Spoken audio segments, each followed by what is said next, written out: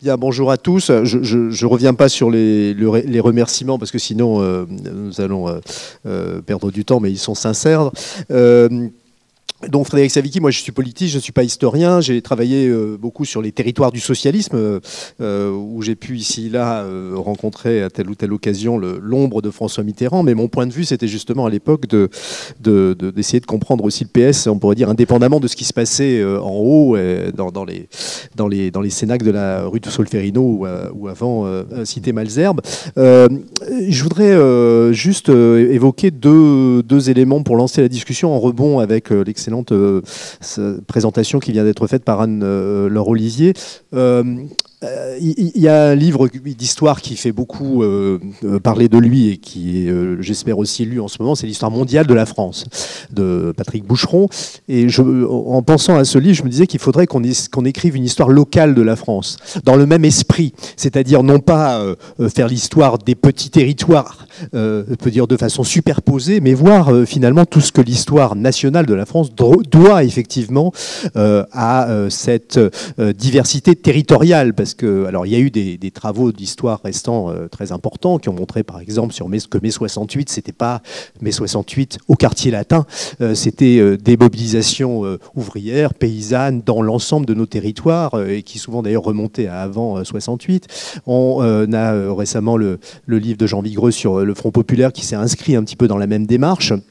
Et je pense profondément, pour avoir travaillé longtemps sur l'articulation entre politique locale et nationale, qu'en France, à cause des modes de scrutin, en particulier à cause de la façon dont la République s'est construite, sur la base du développement des territoires, des mairies, des conseillers généraux, on ne peut pas comprendre en fait l'histoire nationale de la France sans effectivement rapporter à ce qui se passe profondément dans les territoires. Et d'ailleurs, Paris étant elle-même d'ailleurs une ville très territorialisée avec une spécificité de la politique qui s'y déroule et mériterait aussi d'être abordée un peu sous le même angle. Donc je suis content que ce colloque d'abord ait lieu et puis que l'esprit de ce colloque s'inscrive pleinement dans cette réflexion, c'est-à-dire que reprendre la carrière de François Mitterrand, par exemple, comme l'homme qui a produit et porté le projet d'union de la gauche, ne se comprend pas sans revenir sur François Mitterrand dans la Nièvre, où il expérimente très concrètement cette union de la gauche. De la même façon, on ne comprend pas effectivement le succès dans les années 70 du Parti socialiste, le succès de l'union de la gauche, si on ne comprend pas que ce parti réussit parce qu'il conquiert de nouveaux territoires, s'appuie sur de nouveaux groupes sociaux territorialisés, des renouveaux associatifs, syndicales, etc. Ce serait une illusion de penser que tout ça découle d'une stratégie décidée quelque part entre quelques-uns rue de Solferino ou autour de l'élection présidentielle. Bon. Alors de ce point de vue-là, il y a une réflexion qui me vient évidemment, nous sommes tous pris dans l'actualité et il faut savoir justement prendre un peu de recul par rapport à ça. Quand on regarde finalement les candidats principaux à cette élection présidentielle, alors là se dessine vraiment une figure complètement inversée finalement de ce que nous montre François Mitterrand sous l'angle justement de leur enracinement local. Alors je ne sais pas si Nicolas Sarkozy d'une certaine façon pouvait être un peu en transition, mais enfin il avait quand même un ancrage dans les Hauts-de-Seine et à Neuilly, et c'est pas parce que c'est évidemment un territoire urbain près de Paris que ce n'est pas du local. Il était très marqué quand même par y compris d'ailleurs financièrement, et par les réseaux dans les milieux économiques qu'il pouvait avoir grâce à cette longue implantation des Hauts-de-Seine. Mais là, on a pour la première fois peut-être, alors bon, je ne suis pas auvergnat, vous pourriez nous parler peut-être de Giscard d'Estaing, mais ce n'est pas le sujet du colloque, mais on a pour la première fois finalement des candidats qui semblent en tout cas déterritorialisés, ou en tout cas hors sol. Voilà. Alors bien sûr, Emmanuel Macron, il est né quelque part, comme nous tous, à Amiens. Il l'évoque relativement peu dans ses discours, dans ses positions. C'est peu manifeste. On a là effectivement quelqu'un qui ne croit pas nécessaire de rappeler ou d'inventer une histoire finalement territorialisée, hein, un destin. Alors Jean-Luc Mélenchon, alors bien sûr, il y a l'Essonne, il est un produit de ce territoire, mais voilà. Oui, on est produit, mais bon, il y fait effectivement relativement peu référence. Et puis Pour ce qui concerne, je dirais, Marine Le Pen, alors bien sûr, il y a Hénin-Beaumont, il y a le Nord, etc. Mais là aussi, c'est quand même, me semble-t-il, pas du tout le même type de relation. Bon, il y a la Bretagne. Donc, on est peut-être effectivement en train de changer de monde de ce point de vue-là. Et je pense que c'est intéressant, effectivement, du coup, de lire, d'écouter et d'interpréter ce qu'on va entendre dans ce colloque aussi comme un révélateur, peut-être, d'un monde ancien ou d'un monde qui change, même si... Bien sûr, la décentralisation, la persistance quand même de nos modes de représentation et de scrutin continue quand même de faire qu'il est difficile d'imaginer de faire une carrière politique parlementaire, par exemple, en n'étant pas évidemment ancré dans le territoire. Bon, mais la réforme sur le cumul des mandats, ou la suppression du cumul de mandats, risque d'avoir des effets, on pourrait dire peut-être de segmentation, effectivement, entre des carrières politiques on va dire, entre guillemets, purement parisienne, pour ne pas dire nationale, et puis plutôt purement locale. Donc on a, je pense aussi, à tirer parti de ce colloque pour dire, éclairer des changements plus profonds, à la fois des éléments de continuité, évidemment. De ce point de vue-là, le fait de dire que la trajectoire de Mitterrand et son rapport au local a quelque chose d'archétypal est important de le rappeler, mais en même temps aussi peut-être... une image d'un monde ancien qui est-ce que cette affiche qu'on voit derrière nous serait encore concevable aujourd'hui? Bon, vous me direz qu'il n'y a plus d'affiche, mais est-ce que cette image serait encore aujourd'hui concevable? Je ne sais pas. Voilà, donc je cède la parole à Michel Charasse pour 25 minutes.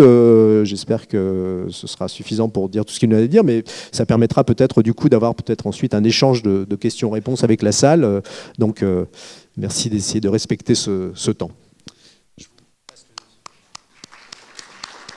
Il y en a un là. Je ne sais pas. Bien, mesdames, messieurs, je vous remercie d'abord de m'avoir donné l'occasion de revenir à Poitiers, ce qui ne s'était pas produit depuis longtemps, de retrouver des visages amis, locaux ou nationaux. Bien sûr, Jacques Centraux, avec lequel j'ai travaillé pendant très longtemps à l'Assemblée nationale quand j'étais jeune et modeste secrétaire du groupe socialiste, et lui, grand député maire de Poitiers, Alain Claes, Henri Nallet, avec lequel j'ai une autre complicité qui est élyséenne et, disons, gouvernementale, enfin étatique en tout cas, Gilles Ménage, le secrétaire général de la Fondation, François Mitterrand, et j'en passe, et bien entendu, les universitaires qui ont la gentillesse de nous accueillir aujourd'hui pour ce colloque, dont je dois dire que lorsque cette jeune femme qui s'appelle Anne-Laure Olivier, que vous avez entendu tout à l'heure, est venue me voir à l'Élysée pour m'en parler, m'a donné le sentiment que c'était une très bonne idée, parce que c'est une phase importante de François Mitterrand, et l'année où on célèbre, ou l'année où quelques mois après le centenaire de sa naissance, il n'est pas inutile d'explorer autant qu'on le peut toutes les facettes du personnage, et celle concernant le sujet, en tout cas, qui met un parti sur l'ancrage territorial politique de François Mitterrand, n'est pas le moindre pour expliquer ce qu'il était et ce qu'il a été et ce qu'était sa carrière. Comme je l'ai dit à Anne-Laure Olivier, je n'ai pas fait d'exposé écrit. D'abord, je ne suis pas universitaire. Ensuite, je n'ai pas eu le temps, parce qu'en ce moment, on a un peu de travail au Conseil constitutionnel avec d'autres choses, si vous voyez ce que je veux dire. Et par conséquent, je vais plutôt utiliser, ou profiter de l'occasion qui m'est donnée, je vous en remercie, ainsi que ceux qui nous accueillent, pour porter un témoignage de vécu avec François Mitterrand dans le domaine qui est celui que vous avez fixé pour votre colloque. Et je remercie à cet égard Henri Nallet pour ce qu'il a dit tout à l'heure, parce que dans la deuxième partie, la première partie c'est la fondation Jean Jaurès, bon très bien, mais dans la deuxième partie, il y avait quelques incidents sur l'ancrage territorial qui n'étaient pas négligeables. François Mitterrand a été parachuté comme candidat à la députation dans la Nièvre par Henri Queuille en 1946, après avoir fait une expérience malheureuse dans la région parisienne à la première assemblée constituante.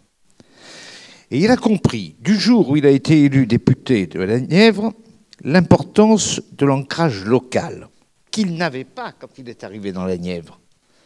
Et son ancrage local, c'était quoi? Eh bien, c'était localement les réseaux de résistance.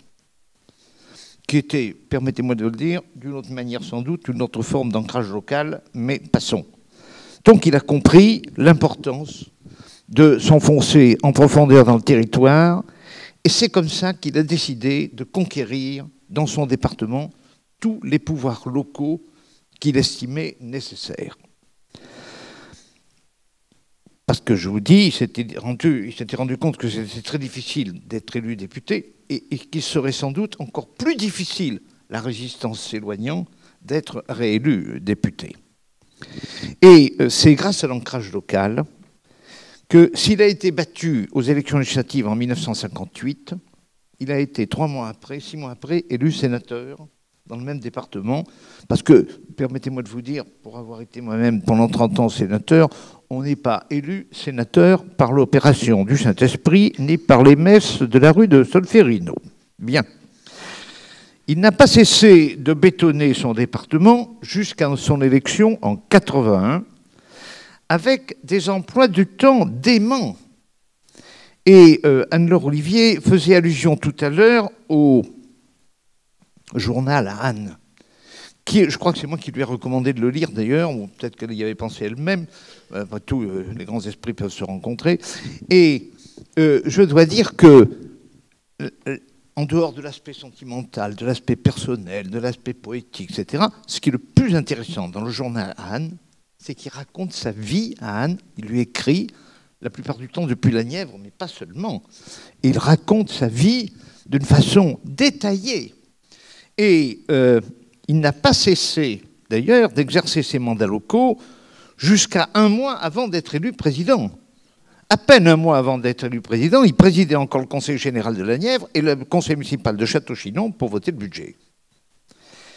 Et j'ai extrait du journal à Anne, bon, plusieurs jours, parce qu'il est sans arrêt dans la Nièvre, il raconte dans les communes où il est, mais je vais vous citer un jour. Le dimanche 28 juin 1964, il écrit à Anne, « J'ai fait ma permanence en mairie. J'ai participé à l'Assemblée générale des syndicats d'initiative. J'ai fait des visites de chantier. J'ai déjeuné avec le président et le vice-président de la jeune chambre économique à Nevers. Je suis retourné ensuite à Château-Chinon pour la fin du banquet des syndicats d'initiative. Puis je suis allé à une fête locale et à un tir au pigeon à Manteau-le-Comte à 17h. Je me suis arrêté chez un ami au bord de l'Yonne à 18h. À 20h, j'étais à Entrain-sur-Nohain et à 22h à Saint-Amand. Et il conclut, je n'ai guère soufflé. Eh bien, c'était comme ça, presque tous les jours. Ça vous donne une idée de la manière, lorsqu'il n'était pas à Paris, dont il bétonnait son terrain. C'est la raison pour laquelle il a fait une sélection toujours très sévère des candidats du Parti socialiste aux législatives et aux sénatoriales. Il n'aimait pas les hors-sols. Et ayant été lui-même parachuté, il n'aimait pas beaucoup les parachutages. Alors, sauf dans les endroits très sûrs. Il y en avait quelques-uns, les amis qui sont devant en connaissent, qui étaient assez rares et qu'on perdait très vite si on ne faisait pas le boulot. Il acceptait peu ou pas de parachutage.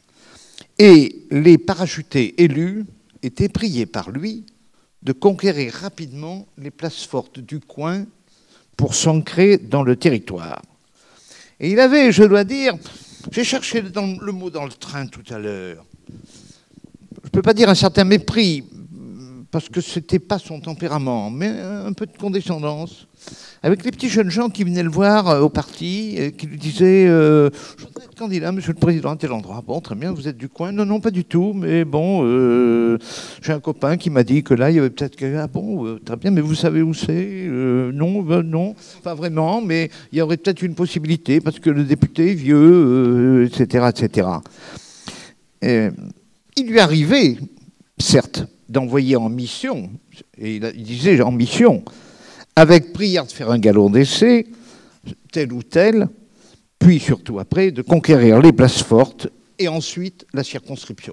Donc un certain nombre d'amis socialistes sont partis, ont été battus, et puis ont compris qu'il fallait qu'ils s'ancrent localement, etc. Et parmi un des bons exemples d'ancrage local à la Mitterrand, Henri Nallet, qui est là, qui s'est trouvé à Tonnerre dans l'Yonne, qui n'était pas forcément son coin de prédilection, n'est-ce pas? Et il n'a pas été rejeté, bien au contraire. Et je me souviens, dans cette salle, ça ne va pas vous étonner, de Ségolène Royal et des Deux-Sèvres. Ségolène voulait être députée. Depuis 81, nous casser les pieds en disant « je voudrais être députée, il faut que je trouve un endroit, etc. » Au début, elle avait jeté son dévolu sur Deauville et Trouville, parce qu'elle avait été conseillère municipale dans le coin. Si elle a des amis dans la salle, elle a dû leur raconter cette expérience. Mais ça ne marchait pas, c'était le coin de Dornano, enfin bon, bref, ça n'allait pas. Et puis elle disait, alors elle venait me voir à mon bureau, il faut que tu me trouves une circonscription, il faut qu'on me trouve une circonscription, etc. Et en 88, après la réélection de François Mitterrand, elle n'en pouvait plus. Alors elle a dit, il faut me trouver quelque chose, etc. Alors François Mitterrand dit à Louis Mermaz, trouvez-lui une circonscription. Alors Mermaz lui dit, mais vous savez, on était en période, bon, l'Assemblée est dissoute, Mitterrand venait d'être élu, il n'y avait pas beaucoup de temps. Donc, et puis en plus, les cartes avaient été distribuées un peu partout et il n'y avait pas de possibilité, ou plus beaucoup. Et puis, le matin de la cérémonie de confirmation de François Mitterrand après sa réélection, nous sommes à l'Élysée le matin, et Louis Mermaz vient voir François Mitterrand et lui dit, tout de suite après l'échange de discours, le président du Conseil constitutionnel qui proclame les résultats, François Mitterrand qui répond, il salue les corps constitués, puis on va boire un verre. Mermaz arrive et lui dit « ça y est, je crois que j'ai une circonscription pour Ségolène ». Alors, Mitterrand lui dit « ah bon, une bonne, bon, pas sûr. Mais enfin, monsieur le Président, c'est ce qui me reste. » Ah bon. Alors, il dit « où ?» Alors, il dit « dans les Deux-Sèvres. » Alors, François Mitterrand me dit, Michel, allez me chercher Ségolène. Alors elle était au bout d'un salon, en train de parler avec les gens. Je vais chercher Ségolène, je dis, viens par là. Alors, je crois qu'ils t'ont trouvé un point de chute. Et alors, Mermaz lui explique.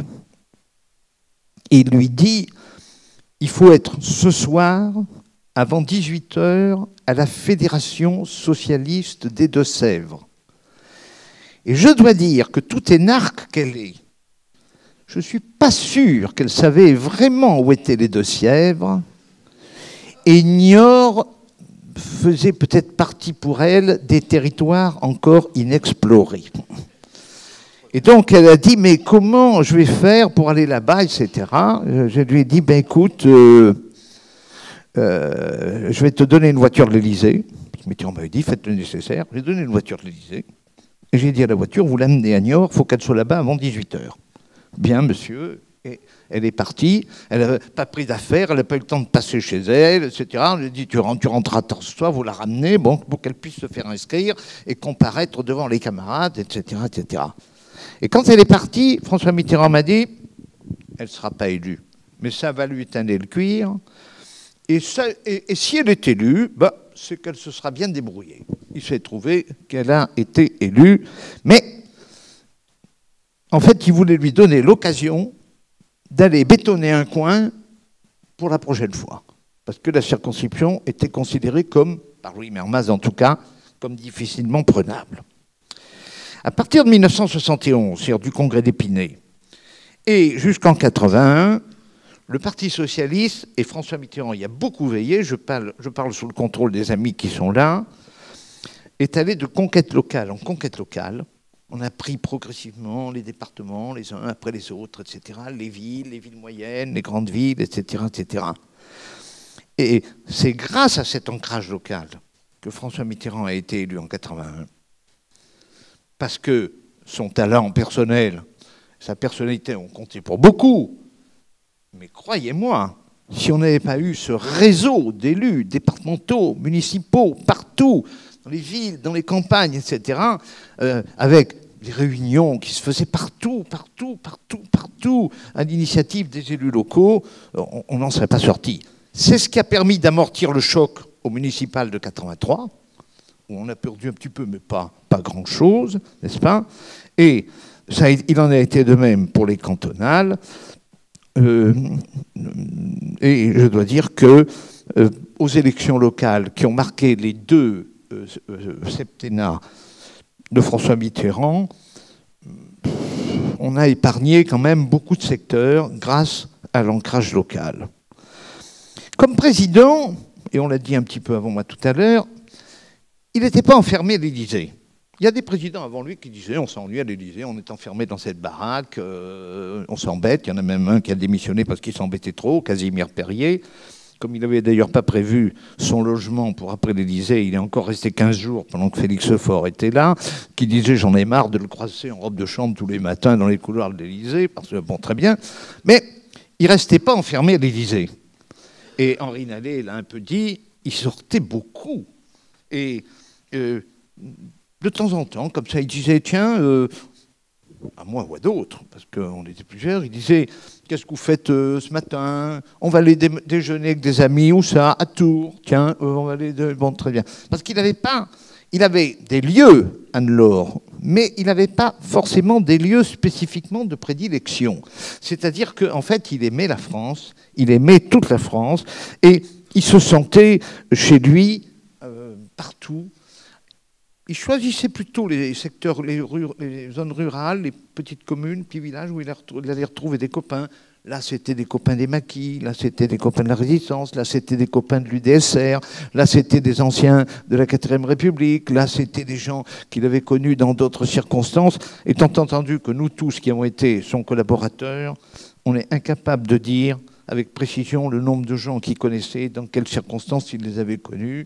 Il y avait des curés, il n'y avait pas des curés, il y avait des pas curés, il y avait des gens qui étaient d'origine bizarre, il y avait des industriels, il y avait des syndicalistes, etc. Tout ça était très varié. C'était le combat d'une vie qui était résumé dans son carnet d'adresses. On a beaucoup glosé sur l'affiche de 81 que vous avez mise en couverture du programme du colloque de ce matin. Et j'entendais il y a quelques jours dans une émission de télévision Jacques Séguéla, qui a un peu vieilli, me semble-t-il, raconter un certain nombre de choses qui tournaient dans le genre Mitterrand, c'est un catholique de Jarnac, bien sûr, ses origines familiales, il n'a pas pu s'empêcher de mettre une église. Pas du tout. Ça n'a rien à voir du tout. Simplement, pour lui, la France, c'était d'abord les paroisses de l'Ancien Régime. D'où sont partis les cahiers de doléances de la Révolution de 1789, lesquels ont été, la plupart du temps, rédigés par ceux qui savaient lire et écrire, c'est-à-dire les curés de village. Et la Révolution a transformé les paroisses en communes, sans rien échanger, mais dans toutes les communes, il y a une église, et de cette église sont parties les idées nouvelles qui ont fait 1789. Et pour lui, c'était une manière de marquer que là, il y avait un morceau de la tradition française important. Et en face de l'église, avec la République, et depuis 89 en tout cas, il y a la mairie. Et par conséquent, pour lui, la France, que ce soit une grande ville, que ce soit un village, etc., c'était toujours une église, une cathédrale et une mairie. Même si, à l'égard de l'Église ou de la religion, il avait été conduit à s'en éloigner quelque peu. Donc, si vous voulez, c'était l'image de la France. Et il pensait que c'était l'image que les Français avaient de la France. Alors, vous avez eu raison de dire tout à l'heure que les candidats d'aujourd'hui, ils paraissent très éloignés de cette image. Encore qu'ils ont souvent une maison à la campagne et qu'ils sont bien contents de sortir de Paris et de sa pollution pour aller... Bon, très bien. Mais enfin, bon. Donc, cette affiche, c'est ce symbole. Pas celui de la domination d'une religion sur le pays, même s'il ne niait pas les racines chrétiennes de la France, comme on le dit, et catholiques, mais sur ce plan-là, je dois dire en passant qu'il était gallican. Et que par conséquent, il ne fallait pas que Rome se mêle des affaires du gouvernement de la France. Et de ce point de vue-là, en tant que responsable de la nomination des archevêques en Alsace-Moselle, archevêques et évêques en Alsace-Moselle, il était sur la ligne de la sanction de Bourges, il était sur la ligne de la constitution de Bossuet, il était tout à fait gallican, mêlez-vous de vos oignons, n'est-ce pas? Et par conséquent, il n'y avait pas comment dirais-je, il n'y avait pas d'ambiguïté de ce point de vue-là. Il était dans la ligne des Capétiens et des rois de France, et j'ajouterais même du général de Gaulle, qui, on ne sait pas, lui qui était catholique pratiquant, alors que François Mitterrand l'était devenu un peu moins, a refusé pendant qu'il était président la création d'un évêché supplémentaire à Colmar et l'autorisation pour les messes catholiques d'être dites en alsacien, et il avait dit c'est le français. Ben, François Mitterrand était parfaitement sur cette ligne. Et l'ancrage local, c'est aussi la signature de son attachement à la France profonde. C'est quand même lui qui a dit, au moment des affaires européennes les plus intenses, et de Maastricht en particulier, la France est notre patrie, mais l'Europe est notre avenir. C'est dire son attachement à la France, à toute la France. Il a été un grand défenseur des collectivités locales, à travers, bien entendu, la réforme de la décentralisation, vous en avez parlé, parce que c'était l'équilibre des pouvoirs entre Paris et la province. C'était la formation civique de celles et ceux qui acceptaient de se dévouer à la gestion publique locale. Et il était partisan de renforcer l'État, l'un d'entre vous l'a dit tout à l'heure, dans les domaines où il doit être fort et où il doit commander, mais il voulait renforcer la liberté locale pour équilibrer la démocratie et la force de l'État et répondre au quotidien aux besoins de la population, parce qu'il estimait que sur les besoins du quotidien, l'État était incapable. Donc, il avait aussi un attachement profond au lieu de décision de la vie quotidienne. Donc son discours, on parle toujours de la décentralisation. Et ceux qui ont été avec moi à l'Élysée se rappellent que tous les ans, il recevait les préfets. Et dans le discours au préfet, il donnait un certain nombre d'indications aux représentants de l'État. Il a toujours associé avec une égale importance la déconcentration et la décentralisation. C'est-à-dire ne pas toujours tout faire au nom de l'État à Paris, ce qui peut être délégué en province, non pas aux collectivités locales, mais aux représentants de l'État, c'est-à-dire aux préfets, et la décentralisation. Et je ne résiste pas au plaisir, surtout par les temps qui courent de réforme territoriale, à vous donner quelques larges extraits du discours qu'il a prononcé le 22 mars 1990 à Moulins, à l'occasion de la célébration du bicentenaire des départements. Je vais faire quelques citations qui ne plairont sans doute pas à tout le monde, peut-être pas forcément dans cette salle, mais à l'extérieur. J'ai été, j'ose à peine le dire, l'élu du même département pendant 35 ans. Cela fait bientôt 44 ans. J'ai été conseiller général 32 ans, toujours naturellement du même canton dans le Haut-Morvan. Président du conseil général pendant 17 ans, carrière interrompue par le scrutin de 1981. J'aimais exercer ces mandats, j'y trouvais un grand accomplissement. Mais maire également d'une petite ville, petite commune, quelques 3000 habitants pendant 22 ans. Bref, un ensemble d'expériences qui m'éclairent le plus souvent dans la manière dont je conçois mon rôle aujourd'hui de président de la République pour essayer de comprendre le mieux possible et la nature des Français et la nature de leurs institutions, le tempérament, le sens de l'avenir, le goût au travail, les équilibres. Certes, le régime de 1789 n'a duré que 3 ans, jusqu'à la fin de 1792. Mais ces 3 années de décentralisation sans contrainte ont été déterminantes. Jaurès, que l'on citait tout à l'heure, a souligné, citation, les immenses services que le système administratif de la Constituante a rendu à la France en habituant les citoyens à se gouverner eux-mêmes, en faisant ainsi, avant la République, l'éducation républicaine de la nation, en faisant surgir par centaines de mille les hommes, les femmes par la suite, dévoués et fonctionnaires électifs contre lesquels les forces du passé se sont en vain débattues. Ça, c'est tout le caractère élection locale qui, comme on le sait, sous la Constituante, a commencé par le Conseil général et le département, et ensuite pour continuer par les communes, paroisses transformées en communes. Ainsi, la décentralisation départementale accompagnait dès l'origine l'établissement de la démocratie en France. Et il est significatif que l'un des premiers actes de l'Assemblée élue au lendemain de la chute du Second Empire ait été de voter la grande loi du 10 août 1871, qui marque, après 3/4 de siècle, le centralisme autoritaire revenu, le retour aux sources de la Révolution française. C'est dans le même souci de fortifier les institutions républicaines que dès mon accession à la présidence de la République, j'ai voulu faire accomplir la décentralisation. Bon, je passe. Avant, avec le Premier Empire, pour repartir de plus belle sur la conception d'un État fort, autoritaire, centralisé, maintenu par la tradition républicaine, cela pouvait se comprendre. Que dis-je? Cela se comprenait. Et à distance, je l'approuve de toute mon âme, car il fallait faire la France. Elle était menacée de dislocation, de séparatisme, elle pouvait se briser sous les coups de l'histoire. L'un d'entre vous rappelait tout à l'heure qu'il avait dit un jour qu'il fallait à la fois un État fort, etc., et une décentralisation forte, et que l'un n'allait pas sans l'autre. Je rappelais tout à l'heure, disait-il, que comme maire et conseiller général, j'étais souvent irrité d'un certain nombre de comportements où j'avais l'impression de me trouver, en effet, modeste élu, devant toute une succession de petits Napoléon Ier débarqués dans la Nièvre. Ou bien pire encore, puisque j'avais été ministre de la France d'outre-mer dans les années 50, un peu ce que j'avais ressenti lorsque devant les gouverneurs chamarrés venaient timidement les chefs de tribu. Je me sentais dans la peau d'un sous-chef de tribu devant l'importante administration centrale qui détenait tant de pouvoir, tant de connaissances dont j'étais dépourvu. Je ressentais comme une humiliation.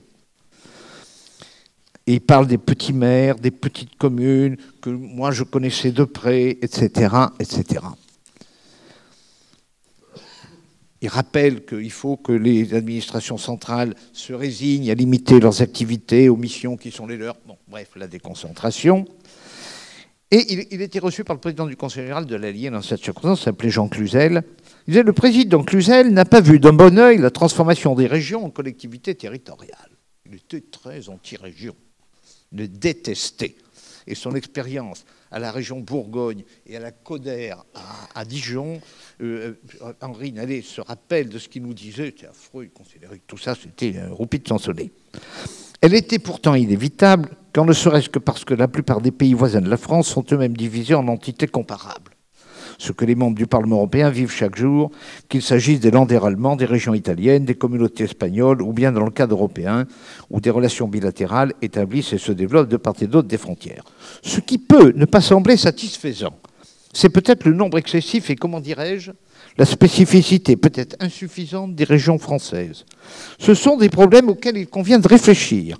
Il est de fait, du reste, que la plupart des projets qui, au cours des dernières décennies, avaient superposé la région au département, s'orientaient vers une dizaine de grandes entités régionales, évitant toute concurrence entre la région et le département. On pensait à une dizaine en métropole. Nous en avons 22 et nous restons avec nos départements. Et on a raison, je suis résolument départementaliste. Ni par ses dimensions, qui devraient l'éloigner du département et la rapprocher des entités correspondantes des pays voisins, ni par les compétences, la région ne peut être un super département. Et c'est là qu'est la confusion. Cela ne doit pas être un super département. Je tiens à ce que ce thème soit répété. Alors je continue les citations, je saute. Rien ne doit être négligé pour détourner les administrations élues de la tentation de se comporter en féodalité locale. Donc en même temps, pas exagérer. On ne s'est pas débarrassé de la toute-puissance de Paris pour avoir une infinité de féodalité locale. Donc toujours l'équilibre. Et ensuite, il s'est étendu. Alors, il est de vous dire qu'il était pour le cumul des mandats. Pas besoin de rentrer dans les détails. Et il a consacré une partie de son exposé à dire qu'il faut donner aux élus, parce qu'il y avait à l'époque un sujet, les amis, Henri Nallet s'en rappelle, à l'époque sur le statut des élus locaux. Alors, l'augmentation était assez réservée sur l'augmentation des indemnités. Et il dit, Si pendant longtemps la République s'est refusée à donner à ses élus, y compris à la Chambre des députés, les élus parlementaires de la Troisième République, les moyens sans lesquels étaient à l'avance éliminés de la représentation nationale les couches les plus pauvres, ou plus simplement les hommes, à l'époque les femmes ne pouvaient y accéder, qui avaient besoin d'un travail quotidien, qui travaillaient de leurs mains, qui dépendaient d'un patron ou d'un responsable, de telle sorte qu'on ne pouvait élire que ceux qui provenaient des professions libérales ou qui assumaient déjà les postes de direction là où ils se trouvaient. Il citait souvent d'ailleurs les débats sur la Troisième République sur la création de l'indemnité parlementaire, dont l'objet était d'assurer l'égal accès des riches et des pauvres à la fonction parlementaire, n'est-ce pas ? Et le débat, pire encore, en 1904 et 1905, dans chacune des deux chambres, pour la création des caisses de retraite des députés et des sénateurs, où là, ça a été affreux. Toute la noblesse de l'époque était montée à la tribune pour dire on n'a pas besoin des pauvres ici, qu'est-ce que c'est que ça, pas besoin de la retraite, etc., etc. Et il ajoutait quand même, s'il est juste et nécessaire que les élus soient indemnisés pour le temps qu'ils prélèvent sur leur activité professionnelle, il faut aussi éviter que l'exercice et le cumul des mandats électifs procurent à ceux qui les détiennent des revenus sans rapport avec le temps qu'ils prélèvent sur leurs activités professionnelles. Il faut aussi éviter que l'exercice et le cumul des mandats électifs procurent à ceux qui les détiennent des revenus sans rapport avec le temps qu'ils y consacrent. Et j'ai observé ici ou là des excès ou des dépassements sur lesquels il faudra revenir.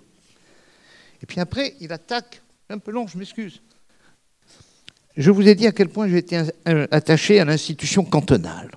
Alors après ce qui vient de se passer, la réforme départementale, la réforme territoriale, je ne pense pas d'ailleurs qu'il aurait apprécié qu'on débattuse le département, le conseil général, pour l'appeler conseil départemental. Parce que ça, le mot de conseil départemental, c'est ce que Pétain et Laval ont choisi pour appeler l'Assemblée départementale après avoir débarqué les conseils généraux élus et avoir nommé dès 1940 des conseils généraux désignés. Il aurait senti ça un peu trop pétainiste à son goût. Bon, mais enfin bref, on n'est pas obligé de connaître l'histoire. Je vous ai dit à quel point j'étais attaché à l'institution cantonale, mais il faut voir que les choses comme elles sont. Et là, il explique que le découpage cantonal de l'époque, et les amis qui étaient parlementaires s'en rappellent, n'était pas très satisfaisant parce que la démographie n'avait pas été adaptée. Mais il dit, mais je répète, mon expérience m'a appris qu'il ne faut pas non plus avoir exagérément l'esprit de logique. Car il est une autre donnée qui pèse lourd dans ce choix, c'est-à-dire le découpage cantonal, les petits cantons, etc., c'est la réalité de nos petits pays, que représentent souvent nos cantons. Et ces petits pays, ce n'est pas parce qu'ils n'ont pas exactement le même nombre d'habitants ou d'électeurs que celui d'à côté. Ils vivent en tant que tels, ils ont leur histoire, ils ont leur vie, il ne faut pas les négliger. Et moi, je suis persuadé, personnellement tout à fait réservé, j'emploie un terme diplomatique, mais il faut dire qu'il y a Jox était là, je pense qu'il faut préserver le canton. L'esprit est riche d'initiatives. On va bien trouver quelques systèmes qui permettraient de faire que le département, maître d'un important budget, soit composé d'élus qui représentent aussi exactement que possible, sans qu'on tombe dans une excessive logique, la population dans sa réalité. Alors il y a un compromis à trouver entre la représentation des cantons, qui doit être maintenue particulièrement en milieu rural, et la recherche d'une plus grande égalité entre les électeurs d'un même département. Et il avait en tête à ce moment-là, on était tous à Moulins, je ne sais pas si tu y étais, Henri, enfin bon, moi j'y étais. J'étais ministre du budget à l'époque, mais il m'avait dit venez parce que si j'ai des questions, on réglera. Bon, bref. Et il avait en tête une conversation qu'il avait eue avec le président Giscard d'Estaing, qui était venu le voir, et qui lui avait dit, oh, vous savez, il faudrait peut-être découpage cantonal, on pourrait peut-être faire finalement une élection, c'est ce que souhaitait le Parti socialiste, en plus à l'époque, à la proportionnelle départementale. Alors, François Mitterrand dit, oui, mais enfin, on ne va quand même pas supprimer les petits cantons dans votre département. Il disait, mais à Giscard, dans le Puy-de-Dôme, vous avez des petits cantons, on ne peut pas supprimer de ça. Alors, Giscard lui dit, oui, mais il faudrait avoir deux systèmes, n'est-ce pas? Pour les petits cantons, on laisserait le scrutin majoritaire, mais dans les grandes villes, on mettrait le scrutin proportionnel. Et François Mitterrand, comme on savait très bien que beaucoup d'élus socialistes, enfin, dans les conseils généraux à majorité socialiste, étaient élus dans les cantons ruraux, mais à droite, n'est-ce pas, plus qu'à gauche. François Mitterrand lui a répondu, j'ai assisté à la conversation, il lui a dit, ah oui, mais monsieur le Président, si je comprends bien votre raisonnement, c'est que, comme on était plutôt mieux placé dans les villes, n'est-ce pas, en fait, votre raisonnement, c'est très simple, avec votre système dans les cantons, les petits cantons ruraux au scrutin majoritaire et votre système à la proportionnelle dans les villes, c'est ce qui est à moi, et ce qui est à toi, je veux bien le partager. Bon, très bien. Donc, voilà. Et voilà donc la teneur du discours de Moulin. Vous constaterez qu'avec ce discours, et à mon avis, il n'aurait pas changé d'avis, je ne suis pas sûr qu'il aurait voté aujourd'hui la réforme territoriale, n'est-ce pas? Et je vais arrêter, mais simplement, comme je le disais tout à l'heure, il n'était pas seulement un Parisien, même s'il marchait longuement dans les rues de Paris, il allait aussi se balader un peu partout en province. Mais je vais conclure sur ce qu'il a dit en novembre 1994, je ne sais pas si Henri tu y étais, au Congrès des maires de France. C'est la seule fois où il avait accepté de répondre à l'invitation du Congrès des maires de France. Il y avait 8000 maires. Il était malade, tout le monde le savait, et c'était un moment de la tournée des adieux. Et par conséquent, il venait en quelque sorte dire au revoir aux maires de France. Il a parlé pendant 3/4 d'heure, je lui avais préparé 3 fiches qu'il a négligemment mis de côté. C'était des sujets passionnants comme la dotation de fonctionnement, dont Jacques Centraux s'est occupé, avec laquelle nous a cassé les pieds pendant des années à l'Assemblée nationale, n'est-ce pas, en faisant des amendements compliqués. Bon, il m'a laissé mes fiches de côté et il a parlé aux maires de France, le langage des maires de France. Et il a conclu en disant, vous savez, pour être élu par les Français, il faut aimer la France. Il faut aimer les Français. Et il faut que les Français sentent que vous les aimez. Et il y a eu des applaudissements extraordinaires. Tous ces maires de tous les bords, et sans doute plus de droite que de gauche, se sont levés, ont applaudi, et il y en avait beaucoup qui pleuraient. C'était un moment formidable. Il était chez lui parce qu'il était un homme de la France, donc du territoire. Il n'était pas hors sol, et c'est pas parce que sa circonscription c'était la France qu'il avait oublié les autres circonscriptions et les petits coins de France. Merci.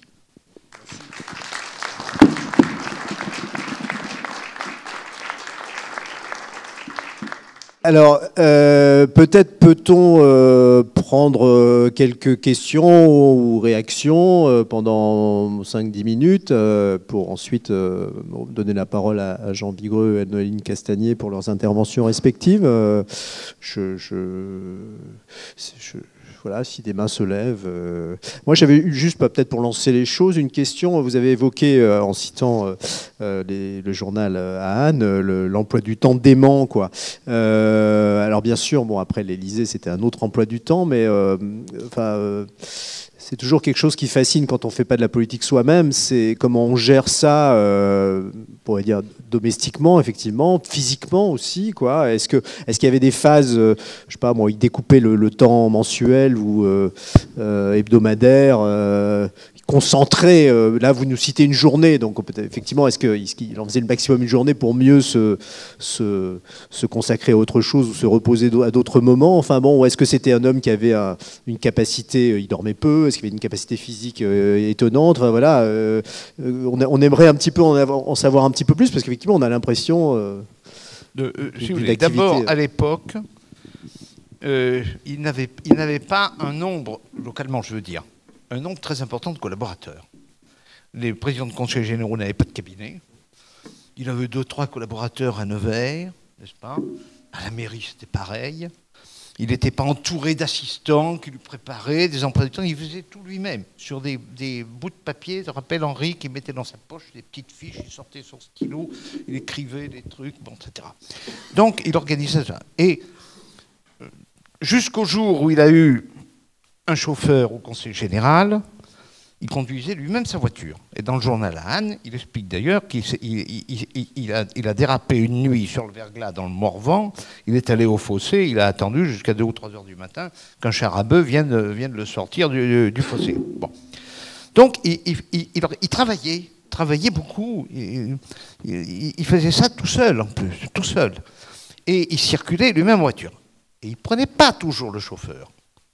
Parce qu'il allait voir des gens à certains endroits, il ne voulait pas que ça se sache.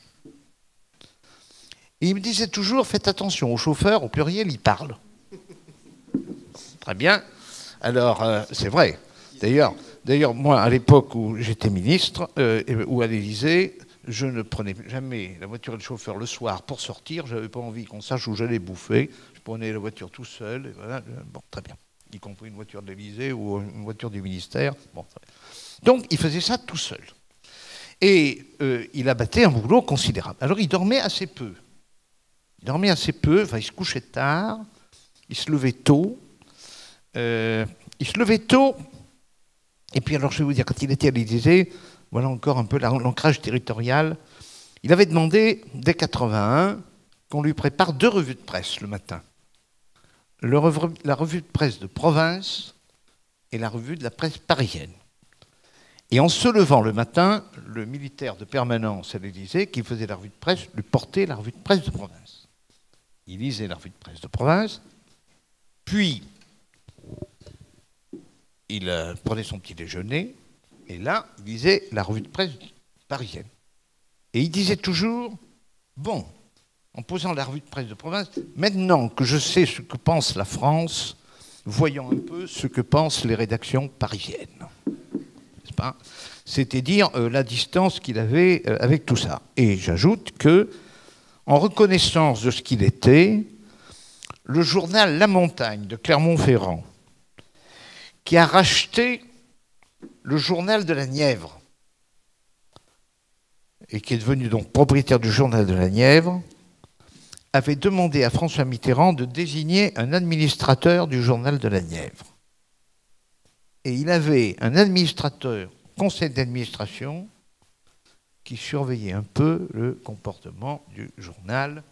Il était très attaché à la liberté de la presse, mais enfin, il y avait, dans la Nièvre, en tout cas, quelques limites, quoi. Voilà. En tout cas, il faisait tout ça lui-même. Il faisait tout ça lui-même, et on peut dire, hein, moi je me rappelle quand il était député à l'Assemblée nationale, moi j'étais secrétaire du groupe socialiste, quand la réunion du groupe socialiste était terminée, s'il avait été désigné pour, enfin si on lui avait demandé d'intervenir dans un débat ou autre, il venait dans mon bureau, me voir avec les collaboratrices dont on parlait tout à l'heure avec Jacques, puisque je les ai encore revues il n'y a pas longtemps, et il écrivait sur un coin de table, il prenait des notes, il mettait, bon très bien, c'est comme ça qu'il a fait le discours sur la loi sécurité-liberté, etc., etc. Il faisait lui-même. D'ailleurs, on lui a préparé souvent des discours comme président, il disait toujours que ça valait rien. Bon, mon Dieu, bon. Je me rappelle une fois, il allait parler au Palais des Congrès, à une assemblée de commerçants, d'artisans, je ne sais plus, enfin de chambres de commerce, ou je ne sais plus. Et puis Boublil, un de nos camarades, qui était son collaborateur pour ce secteur, lui avait préparé un projet de discours. Il a dit, ça vaut rien, etc. Bon, très bien. Et il me dit, regardez ce papier de Boublil, ça vaut rien, essayez de me torcher quelque chose. Il était midi et il y allait à 2 heures. Alors moi, je dis, je ne sais pas si je vais y arriver. Donc je prends le papier de Boublil, je refais l'introduction, etc. Puis bon, je ne change pas grand-chose, etc. Puis je lui ai dit, vous savez, monsieur le président, je n'ai pas eu beaucoup de temps, ça va bien. Et il est allé au Palais des Congrès, il a complètement improvisé. Et en rentrant, il a dit au secrétaire général de l'Élysée, il faudra s'organiser autrement pour la préparation des discours. J'ai dû parler à partir des ruines de Boublil et des débris de Charras. Bon, j'ai dit, ça fait vraiment plaisir. Bon, voilà. Donc c'était un artisan besogneux. Pour répondre à votre question. Merci. D'autres remarques ou questions Personne n'ose. Et je n'ai pas parlé de son activité internationale, parce qu'en même temps qu'il allait dans la Nièvre, qu'il s'occupait des mandats, etc., il était sans arrêt en voyage en Europe. Et il allait à Londres, et il allait à Rome, il allait en Espagne, et partout. Et c'était assez extraordinaire, parce qu'en plus, il connaissait tous les recoins de France, et il connaissait tous les recoins d'Europe. Je me souviens un jour, on était à Rome, on marchait dans la rue, il était président de la République, et il était avec l'attaché culturel de France, on l'ambassade à Rome. Et à un moment, il a dit, mais ici, il y a une petite statue qui a été offerte par Garibaldi. Il y a un immeuble dans cette rue. On était dans la rue où il y a la galerie Doria Pamphili, donc un peu plus loin. On était allé à la galerie Doria Pamphili pour voir le Velázquez unique qui est en Italie, puisqu'ils n'ont pas d'autres Velázquez. Je sais pas, ils ont dû se fâcher avec les Espagnols. Bon, ouais. Mais ils ont le portrait d'un pape, alors c'est normal qu'ils soient à Rome. Et donc, on marchait dans la rue, puis il dit, mais là, il y a un immeuble, etc. Puis finalement, il dit, mais je crois bien que c'est là. Donc, il y avait un grand porche. Puis il y avait un jardin touffu, comme c'est souvent en Italie, avec des buissons qui poussaient tout ça dans la cour de l'immeuble, vous voyez. Et il dit à l'attaché culturel, mais elle est là, de cette statue. Alors l'attaché culturel, bon, je sais pas, mais si, alors on y va, on pousse les invités, elle était là. Bon, il se sentait en même temps chez lui partout. Bon, on va peut-être rester sur Velázquez alors. Non, ah, une dernière. Oui, alors Thibaut Tellier a une question. Alors, je sais pas si. Je voulais avoir votre sentiment sur la préparation des lois de décentralisation en 1981. C'est un dossier qui est officiellement conduit par Gaston Defferre avec la contribution forte de Matignon et de Pierre Mauroy, qui étaient quand même tous les deux des responsables politiques plutôt favorables à la régionalisation dans la mesure où ils avaient présidé chacun dans leur région le PR. Et je voulais savoir comment François Mitterrand avait réagi sur les orientations. Est-ce qu'il est intervenu? Est-ce qu'il a au contraire laissé faire intégralement son ministre de l'Intérieur et de la décentralisation ainsi que le Premier ministre? Merci. Bon, je ne vais pas être très long, mais il y aurait beaucoup à dire, parce que c'est quand même un sujet qui a occupé les débuts du premier septennat et qui a été mené, comme quelqu'un l'a dit tout à l'heure, tambour battant par Gaston Defferre. Bon. D'abord, il s'était mis d'accord avec Gaston Defferre, c'est bonjour Gilbert, avant. En 1974, François Mitterrand avait dit à Gaston Defferre, je pense que je ne serai pas élu président cette fois-ci, mais si je suis élu président, je vous nommerai Premier ministre. Gaston Defferre avait dit d'accord. Et puis il n'a pas été élu. En 81, peu de temps avant l'élection, Gaston Defferre va le voir et il lui dit vous m'aviez dit en 74, etc., mais je crois que maintenant, ça serait pas, vous n'en avez pas reparlé, mais je crois que ça ne serait pas une bonne idée. Parce que, voyez-vous, depuis 74, j'ai vieilli. Et François Mitterrand lui répond non, non, vous n'avez pas vieilli, Gaston. Mais c'est qu'à nous deux, nous formerions un couple trop âgé. Et par conséquent, il a dit en revanche, vous allez aller au ministère de l'Intérieur parce que je veux que vous fassiez la décentralisation, parce que vous savez de quoi on parle. Il faut dire que déjà, à l'époque, au Parti socialiste, on commençait à parler de la suppression des départements, tout ça, etc., des choses qui le hérissaient. Et pour répondre à la question de monsieur, il a donc donné quelques lignes directrices à Gaston. Il me les a données à moi aussi, puisque j'étais à l'Élysée, et il m'a chargé officiellement à l'Élysée de suivre la réforme de la décentralisation. J'ai donc participé à toutes les réunions chez Gaston Defferre, il y a toutes les réunions à l'hôtel Matignon, et c'est vrai qu'il y en a eu beaucoup, puisque c'était le Premier ministre qui, comme chef du gouvernement, pilotait tout l'interministériel, et tous les ministères étaient évidemment concernés. Il a dit à Gaston, premièrement, on ne touche pas le département. Deuxièmement, la région, ça ne sert à rien. Ça n'a pas d'âme, il disait. Ça n'a pas d'âme. C'est trop grand, c'est trop loin, c'est trop éloigné des gens, etc. etc. Et il faut débarrasser les élus locaux de la tutelle des préfets qui, dont l'autorisation est nécessaire au moindre acte. Donc, vous voyez, il a donné quelques grandes lignes comme ça. Et au fur et à mesure de l'avancement des travaux sur le projet de loi, qui a été rédigé par Éric July, François Roussely, qui a été ensuite président d'EDF, Olivier Schrammeck, qui est aujourd'hui président du CSA, et quel était le quatrième larron? Je ne me souviens pas, enfin, c'était 4. Ah oui, c'était un type de l'agence Havas, que Gaston Defferre avait fait venir parce qu'il avait fait avec lui la loi sur la France d'outre-mer, vous savez, sur la libération de l'outre-mer en 1956 sous la 4ème République. Et par conséquent, c'est eux qui ont préparé le projet de loi. Les morceaux du texte arrivaient à l'Élysée, et au fur et à mesure, moi, je les envoyais à François Mitterrand avec mes commentaires, là c'est comme ça, etc. Et contrairement Parce qu'il nous disait toujours que quand vous allez dans les réunions interministérielles à Matignon, n'oubliez pas que c'est le gouvernement qui commande, mais c'est lui qui gouverne, mais c'est pas moi. Il m'avait dit, sur la loi de décentralisation, Michel, il faut dire clairement ce que je veux dans les réunions interministérielles. Donc je disais clairement ce qu'il voulait. Ce n'était pas très compliqué ni désagréable, dans la mesure où il n'y avait que des fonctionnaires de l'État qui n'avaient aucune idée de la manière concrète dont les choses se passaient dans les départements et les mairies. Par conséquent, j'ai expliqué par exemple à des gens du ministère de la Culture qui l'ignoraient complètement, ou de l'Agriculture, les financements croisés mis en place par le Fonds national des adductions d'eau, avec une participation de l'État, une participation du département, une participation des communes, etc. Les gens de l'Agriculture qui avaient fait cette réglementation ne la connaissaient pas, mais enfin on leur a expliqué, donc ça ils n'ont pas perdu complètement leur temps. La culture, ça a été pareil, puisqu'on avait des programmes sur monuments historiques qui étaient à la fois État, département, même éventuellement région, enfin les trucs qui existaient à l'époque, établissements publics ou je ne sais quoi, bon, etc. Bref, donc c'est pas très compliqué, et donc ça s'est passé comme ça. Donc ça serait beaucoup trop long à expliquer. Alors, il a simplement veillé à quelques points, en dehors de ce que je viens de vous dire, en particulier quand on a créé les chambres régionales des comptes. Il était tout à fait pour, ainsi que le contrôle de légalité, mais a posteriori et pas a priori, comme c'était le cas avant.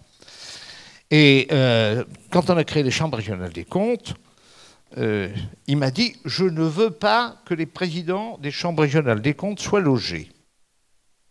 Pas de logement de fonction. » Bon. Alors, j'ai dit « C'est très bien. » Donc, j'ai prescrit qu'il n'y ait pas de logement de fonction pour les présidents de chambres régionales des comptes. Il n'y en avait pas à l'époque pour les présidents de tribunaux administratifs. Donc il avait dit, il n'y a pas de raison qu'il y ait une différence entre les deux. Et dès que le ministère des Finances a pris le premier décret, comme il est toujours, le ministère des Finances en train d'attendre le pire de la Cour des comptes, ils ont dû se dire, il faut quand même qu'on fasse des gestes de gentillesse, et par conséquent, ils se sont dépêchés de décider que les présidents des chambres régionales des comptes seraient logés. Il a piqué une colère noire, mais une fois que c'était fait, c'était fait. Donc il s'est intéressé, pour tout vous dire, aussi à des points de détail très particuliers qui l'intéressaient. Voilà. Mais il a été très vigilant sur le contrôle de légalité en particulier et sur la partie qui concernait, puisqu'il y a eu 2 lois de décentralisation en mars, une sur la Corse et une générale, si je puis dire, et il a veillé à ce que les mêmes règles de contrôle de légalité et de contrôle financier s'appliquent aussi en Corse. Je ne vous dirai pas pourquoi, vous avez compris. Bien, merci beaucoup. On va devoir passer à la suite.